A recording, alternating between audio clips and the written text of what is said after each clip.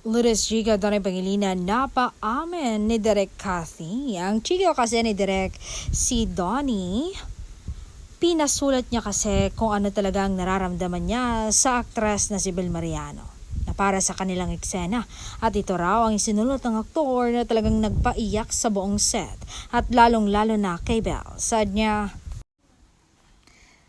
"Mahal kita, pero kahit ilang beses kong sabihin, kahit isigaw ko pa sa buong mundo, kahit isulat ko pa sa mga bituin, hindi pa rin sapat ang mga salitang ito para iparamdam sa iyo kung gaano kita kamahal.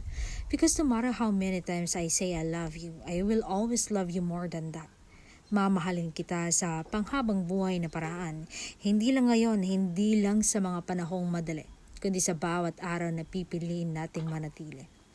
I will love you in a ways you don't see, in ways you don't expect, and ways you don't even have to ask for.